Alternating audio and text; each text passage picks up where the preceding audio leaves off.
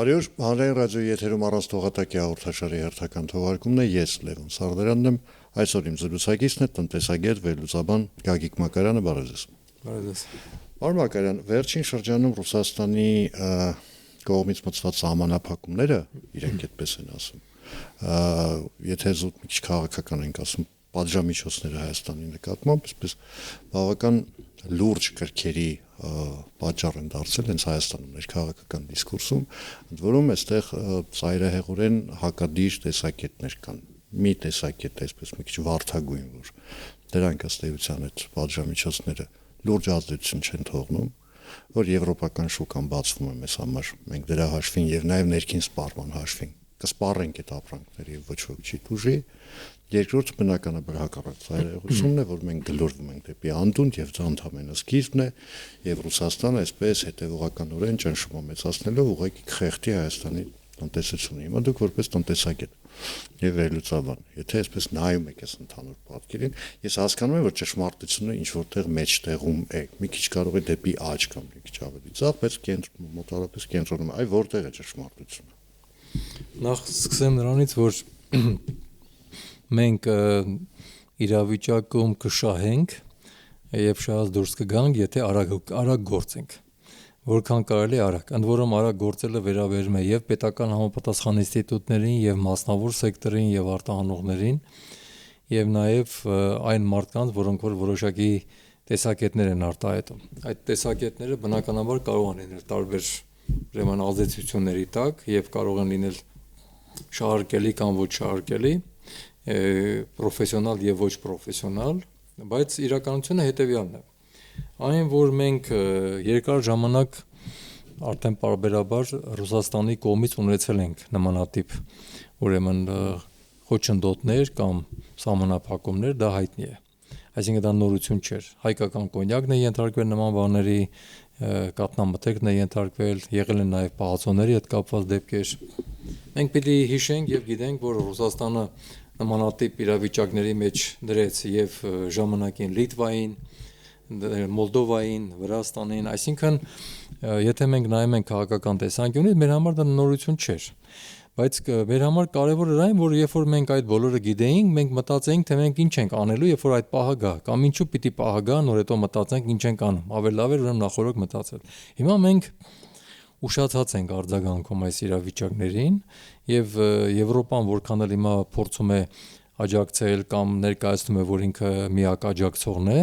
միևնույն է դա ուշացած է։ Ուշացած է մի քանի պատճառներով։ Առաջինը, որ հայկական փոքր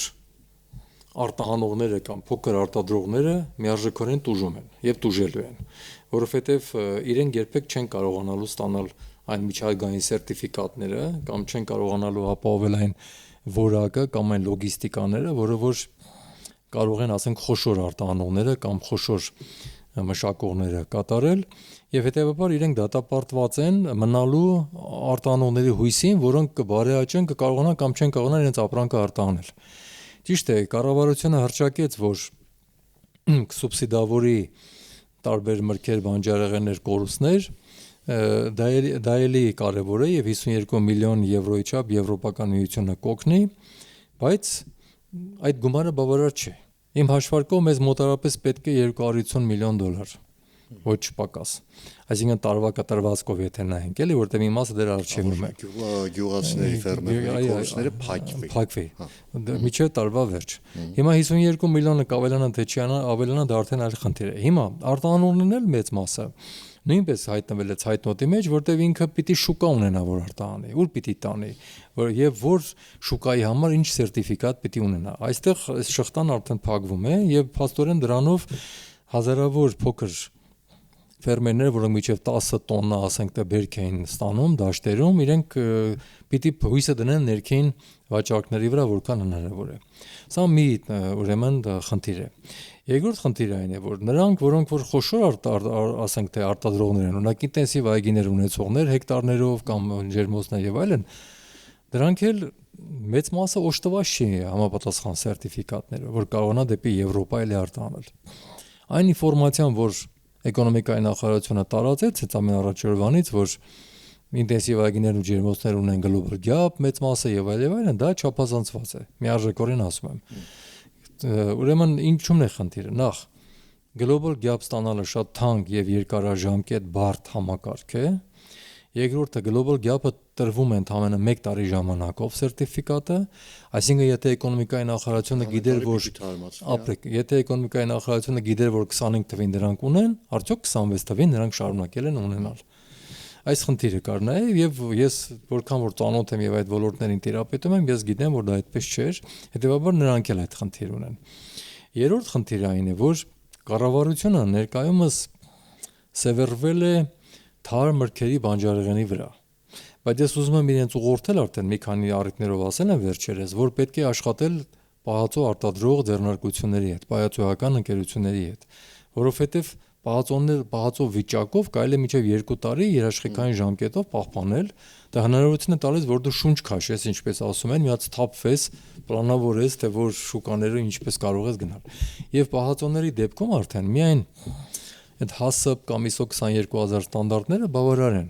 միջազգային ստանդարտներ, որոնք վերաբերվում են վտանգների վերլուծության եւ կրիտիկական կետերի, ուրեմն որոշման, ուրեմն համակարգերին։ Հիմա պետք է դրանց հետ աշխատել, որպեսզի պահածո արտադրողները կարողանան ավելի շատ մթերել, լինեն շահագրգռված ավելի շատ մթերելու, նրանց պետք է սուբսիդավորել կամ փոխառություն տալ կամ էժան վարկեր տալ, բայց երկրորդ մասը հարկավոր է շուկաները նայել արդեն պահածոների համար եւ պահածո արտադրողներին օգնել, որտեղ իրենք չեն ավել քանակ մթերի, եթե չիմանան թե ում պիտի հետո վաճառեն, որտեղ իրենք ունեն իրենց լիմիտները, իրենց պայմանագրեր ունեն, տարիների իրենց կլիենտուրան ունեն, այդ թվում նաև Ռուսաստանում, որտեղ իրենք վաճառում են։ Տեսեք, սահմանափակում պահածոների հանդեպ դեռևս չկա, օրինակի համար։ Հիմա ինչ վերաբերում է ռուսական կողմին, ապա ռուսական կողմն էլ բնականաբար հետեւյալ կերպ է աշխատում։ Ինքը գիտի խնդիրները, շատ քաջ ծանոթ է, որտեղ իրենք բարբերաբար ստուգում են, գիտեն, երբ որ պետք է աչքը փակում է, երբ որ պետք է աչքը չի փակում։ Այսինքն խնդիրը կա, եթե ուզում է աչքը փակել Հայաստանը իրեն դուր է գալիս իր քաղաքականությունը, ուրեմն ինքը աչքը փակում է, եթե ոչ աչքերը բացում է եւ ասում է, գիտեք, դուք ունեք խնդիր։ Իսկ մենք խնդիր իրականում ունենք։ Մեր բազմաթիվ սնունդ արտադրողներ եւ տարբեր այգիներ ու պահածոներ կամ ծաղիկներ կամ կատնամթերք այդ խնդիրները ունեն։ Նույնը ձկնաբուծաներում ավելի շատ է խնդիրները։ Ձկնաբուծարանների մշակույթը ավելի վատ վիճակում է գտնվում։ Հիմա որպեսզի դա կարողանանք մենք հաղթահարել, Եվրոպայի դռները միայն բացելով չի լինի։ Դռները բացում ես, բայց դռնից մտնող պետք է լինի։ Եթե դռնից մտնող չկա, ինչքան էլ դուռը բացես։ Հիմա կներեք էլի, դուք օրինակ բերեցիք կոնյակի, հայկական կոնյակի նաև օրինակը։ Այո։ Ես մի անգամ առիթ ունեցել եմ ասելու, մեջբերում եմ արել նաև։ Այո, այո։ Սեփական փորձից էլ գիտեմ։ Այն կոնյակը, որը արգելվել է Ռուսաստան տանելը, կոնյակների այն տեսակները։ Այո։ Եթե դրանցից գոնե 1 շիշ հայտնվի Եվրամիությունում, մեզ ընդհանրապես կարգել են որևէ բան արտահանել Եվրամիության երկրներ։ Ասենք, բայց օրինակ չէ, որևէ մեկի մոտ հարց չի առաջանում, բայց ոնց եղավ գովազ չդիտվի հանկարծ Երևանի կոնյակի գործարանի արտադրանքի վրա արգելանք չկա։ Այո, այդ ոնց է այդպես դառավ, այսինքն եթե ընդհանրապես հայկական կոնյակի մասին ենք խոսում, այստեղ մի քիչ խտացնում են գույնը։ Որովհետև խաղողի սպիրտով ոչ բոլորն են արտադրում։ Դրանից բացի նաև շատ տարբեր բաներով բերում են կոնյակի արտաքին գույնի կամ համի են բերում, պլյուս փաթեթավորումները, եւ ես ասեմ, որ որոշ կոնյակ արտադրողներ, որոնք Երևանի կոնյակի գործարանը չեն, այլ գործարաններ, ասենք մեկ մեքենա եղել է ուղարկել են 1-2 մեքենա տարբեր երկրներ, բայց հիմնականում իրենք Եվրոպա քիչ են արտահանում։ Եվ նույնիսկ Ամերիկայի Միացյալ Նահանգներ, այնտեղ էլ որտեղ կա FDA կազմակերպությունը, որը կոչվում է Food and Drug Administration, այլ էլի շատ խիստ կազմակերպություն է, իր ստանդարտներ ունի։ Հիմա որպեսզի մենք կարողանանք ընդհանրապես շուկաներ գրավել, այդ թվում նաև այլ երկրների շուկաներ, մենք պիտի որակին ուշադրություն դարձնենք եւ այդ առումով կարեւոր է, որ բարձրացվի ձեռնարկատիրական մշակույթը արտադրողների եւ արտահանողների շրջանում։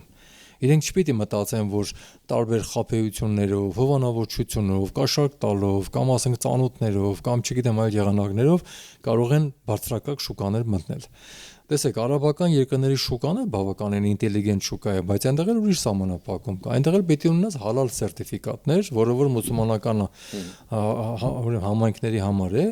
Հետևաբար, ասենք թե դրանք էլ էժան համակարգ չէ։ Եվ այդ հալալ սերտիֆիկատը շատ նման է նույն ՀԱՍՊ ISO 22000 համակարգի պահանջներին։ Այսինքն միջազգային ստանդարտները իրար նման են։ Եթե մի անգամ դա ունենում ես, մյուսներին կրկնելը կամ նմանեցնելը արդեն կամ վերաձևակերպելը հեշտ է։ Հիմա Ռուսաստանը ինչ է ասում անդադ, քանի անգամ բրիգադներ ուղարկեց, ստուգումներ կատարեց, ես օրինակ Ռուսաստանին լրիվ չեմ համարի, որ քաղաքական է։ Ես անպայման համաձայն եմ, որ ռուսական կողմում կա նաև տնտեսական գործոնի ֆիտոսանիտարական պահանջների, ուրեմն չկատարելու պահանջը պակասը կա եւ դա պետք է այդ պակասը լրացնել։ Հիմա մեր պետական մարմինները, չգիտես ինչու, շատ իրենց կամ համեստ են պահում, կամ անվստահ են պահում։ Օրինակ իմ համար հասկանալի չէ, որ Սննդի անվտանգության տեսչությունը կամ էկոնոմիկայի նախարարությունը իրենց կոպիտ ասած չեն կոտորում ապացուցելու, որ մենք ճիշտ ենք, եթե մենք ճիշտ ենք։ Տեսեք, եթե մենք վստահ ենք, որ մենք ճիշտ ենք, կատնամթերքեր կապված արդեն երբ սահմանափակումները մտան,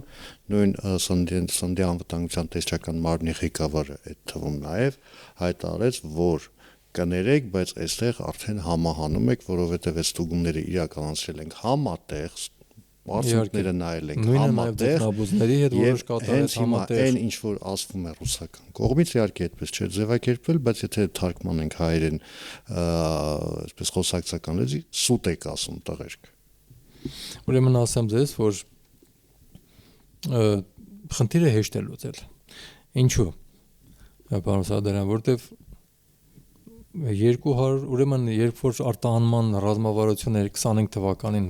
Հայաստանի Հանրապետության կառավարությունը ընդունել է, օգտվել է 23 թվականի վիճակագրությունից։ 23 թվականի վիճակագրությունը արտահանող ընկերությունների թիվը եղել է ընդամենը 220 Հայաստանում։ Այդ թիվը ըստ ռազմավարության պիտի զարգացվի, ավելացվի եւ 30 թվին դառնա 440։ Հիմա եթե հաշվենք, որ մենք միջանկյալ օղակում ենք գտնվում, կարող ենք ենթադրել, որ մենք ասենք 300-350-ի շուրջն ենք։ 350 արտանողի հետ աշխատելը նույնիսկ ինդիվիդուալ դժվար չի, որովհետև պիտի ամեն մեկի հետ հասկանաս, թե ինքը ինչ է նախ արտահանում, որ տարածաշրջանից է վերցնում, այսինքն որ մարզերից է տանում, երրորդը ինչ երկրների շուկան ունի եւ ինչ սերտիֆիկատներ ունի կամ չունի։ Եվ ինչպես իրան ուղղորդել, օգնել, որ ինքը կարողանա այդ բեռը իր վրա վերցնել արտահանման, նաև այլ տարածքների համար, այլ ապրանքների, այլ մթերքների համար եւ այլ։ Սա մեկ։ Երկրորդը, պետությունը մցրել է սուբսիդավորում, որ ISO ստանդարտները, միջազգային ստանդարտները, Global Gap սերտիֆիկատներ սուբսիդավորում է։ Դա շատ ողջունելի, շատ լավ բան է, բայց այդքանով ինքը կանգ է առել, բայց դրել է բազմաթիվ խրթին պահանջներ, որ ձեռնարկությունը պետք է վերջին 1 տարում հարկային այսպիսի պարտավորություններ, այսպես, ինքն ֆիլտրացնող բավականին խիստ մեխանիզմ է դրել, որը որ ես կարծում եմ, որ պետք է թույլատրել, բայց ամենակարևորը մենք պետք է ուշադրություն դարձնենք, որ սերտիֆիկացնող կարևոր մարմինների ներկայացությունները Հայաստանում տեղավորվեն։ Ֆոն դեր Լայենը եկավ գնաց կարելի էր խոսել եվրոպական հայտնի լաբորատորիաների ցանցերի ներկայացություն ստեղծել Հայաստանում։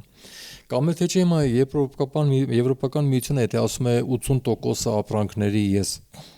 ազատում եմ մաքսատուրքերից, ընդ որում դա էկոնոմիկայի փոխնախարար հետո պարզաբանեց, շատ լավ բան ստացվեց, արդյունք։ Ինչ ստացվեց, որ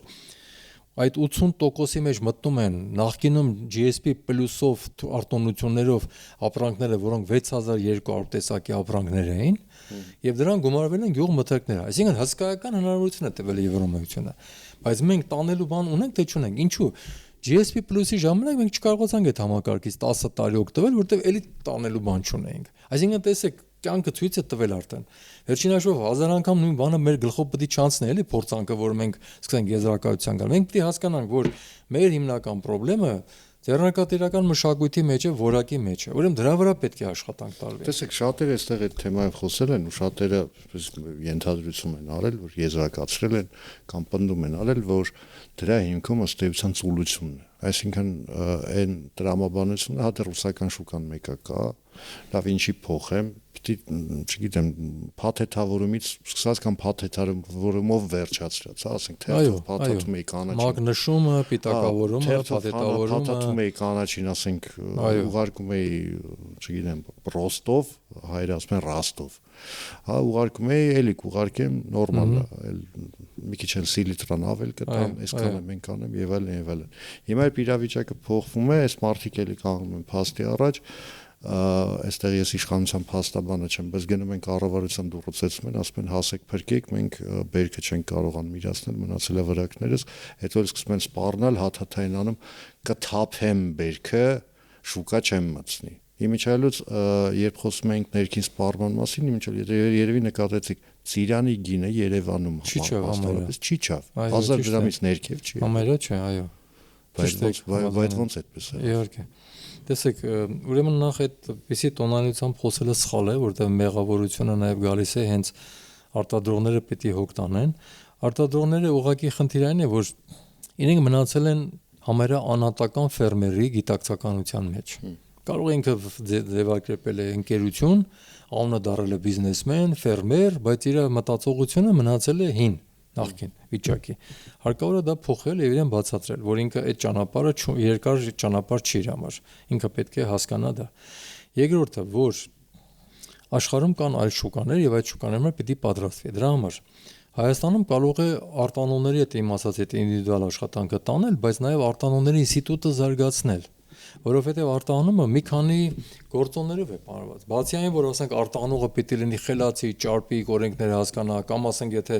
ֆիրմայի հետ ֆիրման պիտի մնա, բայց նաեւ այդտեղ լոգիստիկան կա, այդտեղ տրանսպորտի հանդեպ պահանջներ կան, այսինքն նաեւ տրանսպորտը կարող է գնալ, տրանսպորտի տեխնիկական վիճակը կամ վարորդի վիճակը թույլ չտա, որ այդ բեռը մտնի։ Ուրեմն այդ կոնվենցիաների պահանջները կան, տրանսպորտային կոնվենցիաներ եւ վարորդների հանդեպ, անձնական հիգիենայի, սանիտարահիգիենիկ վիճակի եւ այլն, եւ երրորդը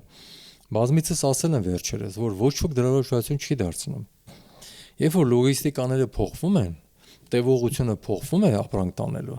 ոչ ոք այդ ստատիստիկան չունի, թե այդ ապրանքը 8 օր գնալով իրեն ինչպես կպահի։ Հիմա ելակը կարող է 3 օրում հասնում է Ռուսաստան անխափան, բայց հիմա եթե պետք է գնանք Եվրոպա, որը ասենք 8 օր է տևելու, այդ ելակը թեկուզ նույն սառնանային պայմաններում 8 օր կդիմանա թե չէ։ Ես մեր կյանքի փորձից եմ ասում, որ մենք մեր տաներում, մեր սառնաներում բերքը միրգը կամ բաժակը դնում ենք, մենք տեսնում ենք, որ սառնանը թեկուզ շուրջ օրի աշխատում է, չի խափանվում, հոսանքը չի անջատվում, ամեն ինչ լավ է, բայց ինքը էլի չի դիմանում, չէ՞։ Մի քանի օրեր հետո, ասենք թե լոլիկն է սկսում, տեսքը կորցնել, ելակն է սկսում, մոշը բան ավելի շուտ են սկսում, չէ՞, վնասվել։ Այսինքն այդ վիճակագրությունը նաև չկա։ Եվ այստեղ Հայաստանում այդ վիճակագրությունը պետք է ստեղծել կամ եվրոպական փորձագետների օգնությամբ, կամ տեղական գյուղանդեսական փորձագետների օգնությամբ, որովհետև այնպես չի, որ ուղղակի վերջուտаж հասկանան այս կամ այն մթերքի արտանման աշխարհագրությունը, իհարկե, կախված մթերքի կյանքի տևողությունից, որտեղ ինքը որպես վաճառքի ենթակա կմնա։ Եվ կարևորը նաև այստեղ, որ դրանից կախված դու որոշես, թե արդեն որ երկրների նկատմամբ պետք է քո ստրատեգիան կառուցես եւ ինչ տրանսպորտով կառուցես։ Եթե ավտոտրանսպորտը բավարար չի, ուրեմն պետք է մտածել օդային տրանսպորտի մասին։ Միարժեքորեն, որը մի քանի ժամում այդ բեռը հասցնում է այդտեղ։ Սա էլ երկրորդ հարցներ, մյուս հարցներ եւ վերջին խնդիրը, որ կուզեի նաև անդրադառնալ միջև դեր մյուս հարցերը։ Դա այն է, որ մուսուլմանական աշխարհը, արաբական աշխարհը բավականին մեծ թիվ է կազմում, հարյուրավոր միլիոն բնակչություններով, բայց այստեղ էլ կա մի նրբություն էլի, որ հալալ սերտիֆիկատը բոլորի համար ունիվերսալ չի։ Ամեն մուսուլմանական երկիր ունի իր ներքին ակրեդիտացիան, իր ներքին հավաստագրման մեխանիզմը, որով օրինակ կարող է, ասենք թե Իրանի Իսլամական Հանրապետությունը հալալով սերտիֆիկացված ուրեմն սերտիֆիկատով չմտնես Իրաք կամ չմտնես Հորդանան կամ արաբական։ Այսինքն հալալի ներկայացուցիչներ Հայաստանում չկա եւ նաեւ այդ տեղեկատվության պակասը կա։ Այսինքն էկոնոմիկայի նախարարությունը բավական ինստիտուցիոնալ կարգավորումներ պետք է ապահովի եւ իրազեկման։ Եվ ամենակարևոր հարցերից նաեւ մեկը, որպեսզի այդ հարաբերությունները զարգանան, ասենք թե բիզնես հանդիպումներ, կոնտրակտներ ստորագրվեն, պայմանագրեր ճանաչեն եւ այլն, բիզնես ֆորումները, տոնավաճառները իրար երթեն, բայց նաեւ շատ կարեւոր է, որ Նաև ուսումնական այցեր կազմակերպեն։ Օրինակ ես կուզեի, որ մեր արտադրողները այցելեն իրենց գոլեգա արտադրողին, ասենք Ֆրանսիայում, Գերմանիայում կամ մյուսին, որպեսզի տեսնեն, թե նա ինչպես է սանիտարահիգիենիկ վիճակը պահում, ինչպես է փաթեթավորում, ինչպես է անձնակազմի հիգիենան իր աչքերով տեսնի process-ները արտադրության մեջ, որպեսզի գա սովորի։ Կամ այդ նյութերը պետք է բերել այստեղ սովորացնել։ Այսինքն շատ կրթելու դաշտ է բացվել, հսկայական դաշտ, որը եթե մենք չենք անելու, մենք շարունակվելու է։ Ես ասեմ, որ կայացած շուկաներ ունենալու համար մեզ առնվազն 3, 4, 5 տարի պետք է։ Այսինքն մենք պետք է մեր աչքի առաջ ունենանք, որ եթե մենք դեռ շարունակում ենք Ռուսաստան արտահանել նաև Եվրոպայում ջանքեր ենք դնում, այդ ջանքերը չեն հերիքելու, որ մենք միանգամից եվրոպական շուկա ամբողջը տեղափոխենք։ Մենք դեռ շարունակել ենք Ռուսաստանում չարչարվել, տանջվել, հայտնվել սանկցիաների տակ, եթե չենք որակի վրա ուշադրություն դարձնել։ Մենք տարեկան մոտավորապես պետք է այսպես հետևի գրպանում ունենք 250 միլիոն գոնե այդքան պետք է ծախսի պետությունը, որպեսզի կոմպենսացնի, մինչև կսովորեն, բայց կսովորեն կուզեն թե ոչ, որովհետև ես օրինակ ընկերներ ունեմ, բարեկամներ ունեմ, մտերիմներ ունեմ, որոնք հենց այդ բիզնեսի մեջ են, ընդդուրում արմիութենական մակարդակով են, որ ասում են մենք ամեն երկրորդ գյուղում համարյա ծեծվում էինք, որովհետև ասում ենք այս բանը, չգիտեմ, կովին էսպես է պետք է թել, եթե ուզում ես ստանդարտով լինի։ Այս ինչ բանը պետք է այսպես, ասում ոնց իմ պապերը սենց էին անում, դու ում։ Եվ շատ կարևոր է նաև, որ մենք անասնաբուժության ուշադրություն դարձնենք, մենք խոսեցինք սննդի անվտանգության մասին, որտեղ անասնաբուժությունը կարևոր է ոչ միայն կաթնամթերքի համար, այլ ընդհանրապես այն դաշտերի համար, որտեղ որ նաև ինչ որ բերքեր են աճեցվում, որովհետև տարբեր հիվանդությունները, տարբեր, ասենք թե կենդանիների մնացորդների մնալը, որոնք նեխում են, վարակներ են տարածում եւ այլ բաներ են լինում, դրանք կարևոր են։ Եվ նաև կարևոր է բնականաբար ջրի որակը, որտեղ այդ ջուրն էլ պետք է լինի այնպեսին, որ հանքարդյունաբերական այնպիսի տարածքների սկիզբ առնող չլինի, որ իր հետ բերի ծանր մետաղներ կամ այլ բաներ։ Վերջին հաշվով տեսեք, Հայաստանում հավատարմագրված լաբորատորիաներ սննդի անվտանգության ոլորտում չկան։ Կան տեղական հավատարմագրման լաբորատորիաներ, որոնք որ ոչ բոլոր բաներն են չափում։ Նույն կառավարության ուրեմն արտահանման ռազմավարության մեջ, որը գրված է 25-ից 30 թվերի համար, այնտեղ գրված է, որ պետք է սննդի անվտանգության տեսչությունը զինել նոր լաբորատորիաներով։ Օրինակ, երբ որ տարբեր մամուլներով պետական նաև պաշտոնյաներ են ներկայանում, ես ասում եմ, որ մեր լաբորատորիաները հաճախ պիտանի չեն, իրանք սկսում են հակադրվել, բայց իրանք իրենց ձեռքով գրել են այդ ռազմավարության մեջ, որ սննդի տեսչությանը պետք են լաբորատորիաներ։ Այդ լաբորատորիաները պետք են միջազգային հավատարմագրում։ Մենք ունենք լաբորատորիա Եվրամիության կողմից օգնեց, բայց դա մետրոլոգիայի, չափագիտության ոլորտում է, այլ ոչ թե սննդի անվտանգության կամ անասնաբուժության, որը ԱԲԼՑԿ-ն պետք է վերազինել կամ պետք է ունենալ երկրորդ գոնե ԱԲԼՑԿ, որը Երևանում չի լինի։ Լուրջ քայլեր կատարենք նաև նոր արտադրություններ դնելու վրա, որովհետև այդ նոր արտադրությունները նոր մշակույթով միանգամից այն նոր մշակույթը կբերեն, որը բան է կարևոր է մեզ համար, որ այդ ձեռնարկատիրական մշակույթը փոխվի։ Եվ վերջին նաև առաջարկությունս մենք անտեսում ենք հայկական սփյուռքը, բայց հայկական սփյուռքը շատ մեծ անելիք ունի այստեղ, որտեղ հայկական սփյուռքը կարող է եւ սպառող հանդես գալ եւ կարող է լոբիստ հանդես գալ այդ երկրներում լոբիստական աշխատանք տանել բերքի սպառման հետ կապված։ Երրորդը կարող է այդ մշակույթը բերել որպես ներդրող եւ օգնել իր փորձագիտական կարծիքներով կարող է օգնել։ Այսինքն հայկական սփյուռքի հետ այդ կոնֆլիկտները, որը որ վերջին տարիներին առաջացան եւ Սփյուռքի հանձնակատար ինստիտուտը բավականին վատացրեց այդ հարաբերությունները, պետք է շտկի։ Խելոք, գլուխակախ, հանգիստ պետք է գնա եւ շտկելու մասին մտածի, որովհետեւ կոնֆլիկտ որպես այդպեսին համար ճիշտ հարաբերությունների բացակայություն գրեթե կա միայն Ռուսաստանում։ Դե ուրեմն ինքը այդ հարաբերությունները պետք է լավ աշխատի, իր պատկերացումները կարող է բավարար չեն եւ հասկանալի պետք է լինի մի բան, որ հայկական սփյուռքը տնտեսական առումով հիմա հենց այն տեղն է, որ մեզ պետք է օգներ։ Ու դա շատ կարևոր է եւ ելի ուշ չի դիմելու համար փոխանցում առաջիկայում։ Հիմա այսպես մենք կենտրոնացանք շատ առևտրի վրա, բայց ըստ էության տեսեք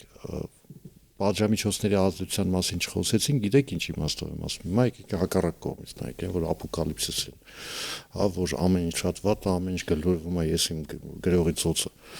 Երեք եմ ստուգել, տնտեսական ակտիվացիոն ցուցանիշը 7-8% աճը։ Այդ ինչով է պայմանավորված։ Հիմա տեսեք, մի կողմից ճնշում կա, մի կողմից ճնշում կա Ռուսաստանի կողմից, որը բնականաբար նաև որոշակի քաղաքական նպատակահարմարությունից կամ կոնյունկտուրայից ելնելով ներկայացնում են որպես աշխարհի վերջ, բայց իրականում տնտեսության վրա դրա ազդեցությունը բավական չնչին է։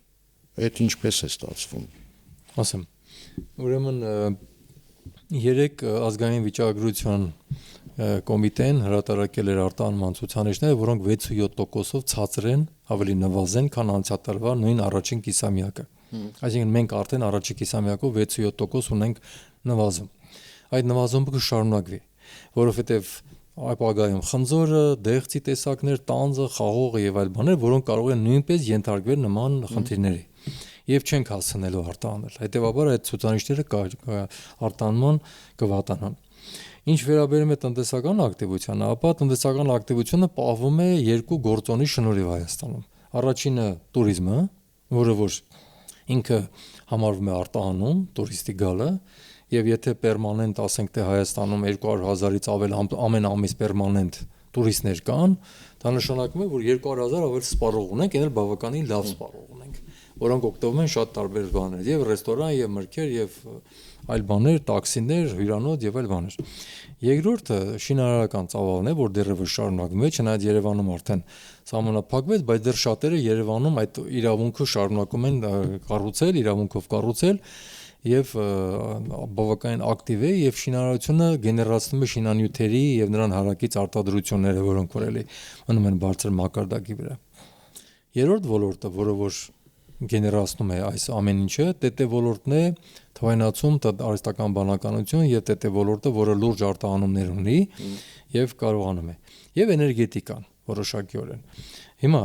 այս բոլորի շնորհիվ գյուղատնտեսությունը հետ է գնացել, արդյունաբերությունը զարգացել է, բայց այդ տեմպերը դեռ բավարար չեն, քիչ են։ Հայաստանը պետք է ավելի արդյունաբերական երկիր դառնա, քան հիմա կա կամ եղել է։ Գյուղատնտեսությունը լեզ վնասվեց։ Հիմա ինչու են վնասվում, որովհետեւ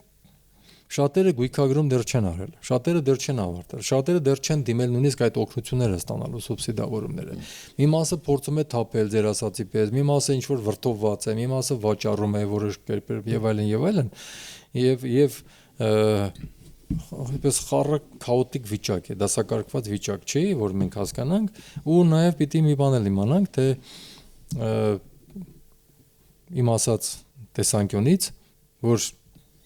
այդ կոմպենսացիաները եթե պետությունը անում է, իր գրպանից տալիս է, իրենք էլ ասենք թե ստանում են իրենց գրպանն են դնում եւ իրենք բավարարվում են որոշակի ամեն ինչով, բայց եթե դա արտահանում չի կամ չի տրվեց վերամշակման եւ այլն, էկոնոմիկայի մեջ կարող է ուղղակի չերևալ իր տնտեսական մասը։ Իմիջիայլ նոր մտքովս անցավ, մի այսպիսի վտանգ կա, եթե ես գիտեմ, որ ես վերքը աճացնելու եմ, այդ վերքը չի համապատասխանելու որոշ չափանիշների եւ չափորոշիչների, հետո վաղումս որ սանկցիաների տակ է հայտնվում, միևնույնն է պետությունը վնաս փակելու է, ինչի համար։ Իհարկե։ Դրա համար պետությունը պետք է ռացիոնալ նայի, այո, այդ խնդիրներ կարող են, որտեղ դա կարող է իմ ասած խնդիրը դառնա, որ մի քանի տարի դեռ այս process-ը շարունակվելու է։ Կարող է Եվրոպան եկող տարվա համար փող չտա, բայց ստիպվածների կառավարությունը իր գրպանից դնել, դա արդեն կարող է դառնալ կանոնակարգ, որ արդեն այսպես շարժվում ենք, միևնույն մեզ կօգնեն։ Իհարկե, դրա համար այլ երկրների նման հարկավոր է գույքագրել, պետք է տարվա սկզբից պլանավորել, պետք է իմանալ ինչ է լինելու, եւ շատ կարեւոր է գյուղատնտեսական խորհրդատվությունը լավացնել, որտեղ խորհրդատվության այդ պակասությունը, որը բերում է նրան, թե ով ինչ պատկերացում ունի, ինչքան քիմիկատ կօգտագործի, չի օգտագործի, ինչքան բերք շատանալու համար շատ կօգտագործի պարատանյութը կամ պեսիդիտները, ասենք միջատների թունաքիմիկատները չի օգտագործի կամ շատ կօգտագործի, որը կանցնի նաեւ մերքի մեջ։ Այդ գլոբալ գապը նաեւ բարդություններից մեկը նա է, որ այնտեղ խիստ քարտեզագրում է պահանջում։ Եվ այդ քարտեզագրման զուգահեռ նաեւ այդ հողի որակը նաեւ նախորդ տարիների միջև 5 տարվա վաղեմությամբ պիտի ունենաս այդ պատմությունը, այսինքն պասպորտիզացիա պիտի անես հողը, պեսիդիտների օգտագործումը, անգամ բերքը որ հավաքում ես, որտեղ ես լցնում, դաշտում, հողի վրա, թե ինչ որ ծածկի տակ, թե ինչ որ բանի վրա, թե ինչպես ես փաթեթավորում, ջուրը ինչպիսին է, անձնակազմի հիգիենան եւ այլ բաները, այդ բոլոր գործոնները։ Դրա համար եմ ասում, որ նաեւ global gap ինքերը տեղում եք բարդ է։ Հիմա պետությունը հսկայական իրազեկման ու աշխատանք ունի եւ խստացնելու աշխատանք ունի։ Ձեռնարկատիրական մշակույթը լավանում է միայն, եթե կանոնները, օրենքները ճիշտ գործում են։ Իսկ ճիշտ գործող օրենքներին հետևում են տեսչական մարմինները, որոնք պետք է ճիշտ աշխատեն։ Նույն մեր տեսչական մարմինը գնում է անգամ Երևան քաղաքում, որը շատ օրինակ զարմանալի է, ասենք մարզերում դեռ ինչ-որ չափով կարելի է հասկանալ։ Հայտնի անունը մեկ էլ ֆիրմաների ցուցանիշները ցույց տալիս, որ դադարեցրել է գործունեություն, նայում ես ուղղակի զարմանում, որ այդպիսի փնթիություն կարող է լինել նման ֆիրմայում։ Դե հուսանք, որ նրա հետ մյուսն էլ կարվի։ Պետությունը շատ ջանքեր ունի դնելու եւ ջանքերը իհարկե ողջունելի են, բայց ինքը պետք է ավելի խիստ, ավելի պահանջատիրական ռազմավարությունով շարժվի Ի առաջ։ վերջո չմոռանանք, որ ինչ որ արգելում են արտահանել, մնում է երկրի ներսում Եվ սպառվում է ներսում։ հա, Եվ մեր տարբեր հիվանդությունների քանակի նաեւ ավելանալը դրա հետևանքներն են նաեւ իհարկե։ Շնորհակալություն։ Շնորհակալություն։ Համար հիշեցնեմ այսօր իմ զրուցակիցներ տնտեսագետ վերլուծաբան Գագիկ Մակարյանը, ես Լևոն Սարդարյանն եմ, կհանդիպենք վաղը նույն ժամին, նույն վայրում, հաջողություն եւ համբերություն բոլորիս։